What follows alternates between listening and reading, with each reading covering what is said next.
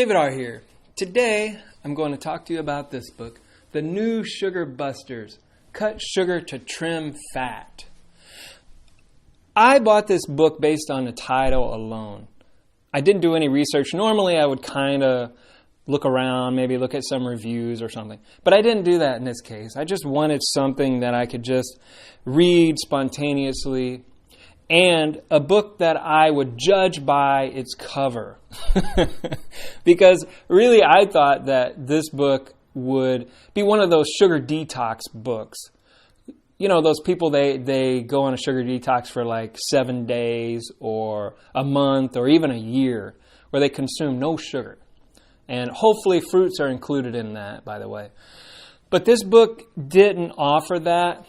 It did partially, you could say, because the book recommends that you eat low GI foods.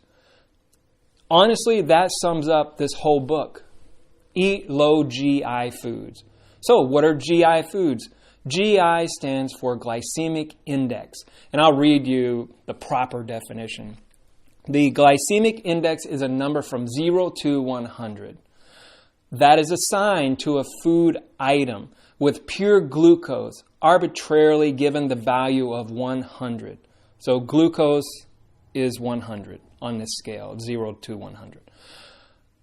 This represents the relative rise in blood glucose level 2 hours after consuming that food. Okay. Foods low on the GI scale release glucose slowly and steadily. This would be roughly 0 to 50, and that's good. Foods high on the GI scale release glucose rapidly, and that would roughly be 50 to 100, which is not good. Now, there are websites out there who have their own ranges. I'll read one in particular. LifetimeFatLoss.com says that the high glycemic range is 61 on up. And the moderate GI range is 56 to 69. I have read that ice cream, maybe certain types, kind of fit into that moderate GI zone. And below 55 is low GI. So foods like white bread is a high glycemic food. Its range is 75 to 95. And probably depending on what you put on it, it could be higher. French bread, 75. Cornflakes, instant rice, 90. Rice cakes, 80 to 90. Corn, 75. Regular crackers, 75. Baked potatoes, 95. Carrots, 85. Watermelon, 70. Pineapple, raisins, 65. So those are all considered high glycemic foods.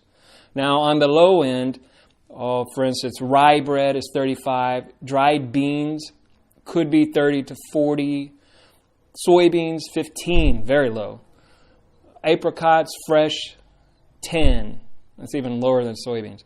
Yogurt, plain, no sugar, is at 15. And peanuts is at 15. Now, Dr. Axe has his own glycemic range. Well, he would say high GI is 70 to 100. Medium GI is 50 to 70, and low GI is below 50. It's all relative, I suppose. You know, maybe give or take a few points here and there. So what else did I learn from this book? Well, there is no evidence that fat-free products make you lose weight. They just don't. I would say, imagine this scenario. You're only eating a fat-free burrito. Obviously probably contain a lot of soy and things. But let's just say you only ate that one burrito 3 times a day, nothing else. You would probably lose weight. But if you take that fat-free burrito, add potato chips and sodas and all these other bad foods, you would gain weight, you see. Okay, another thing I learned is restriction on fat consumption was a political decision rather than one based on clinical or scientific evidence. Fats don't cause weight gain. Ask anybody who does the ketogenic diet which I would like to start doing again someday. Fats don't make you fat. In fact, fats, if you're just consuming fats and a moderate protein and very low carbs, you will lose weight and you will keep the weight off.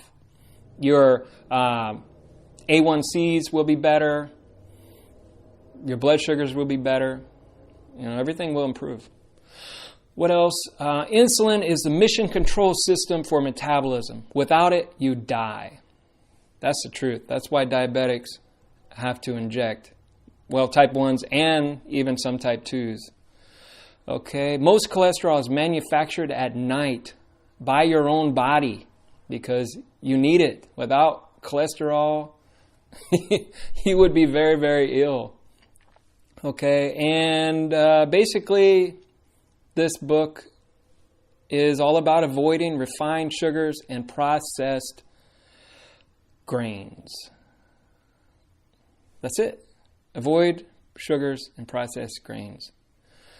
Okay, so there are other glycemic lists you can look at online. I'll give you some links here. 5050foods.com, glycemicedge.com, universityhealthnews.com. So, do I recommend this book? Maybe, if you want to check it out. It's relatively cheap. You can probably find it on eBay. I think that's where I got mine for $3.99. eBay is a great place to buy books, by the way. Other than that, it's not the most important book you'll ever read. It's just something you could read. Just have it in your library if you choose. And if you choose not to, it's not going to hurt anything. All right. Bye.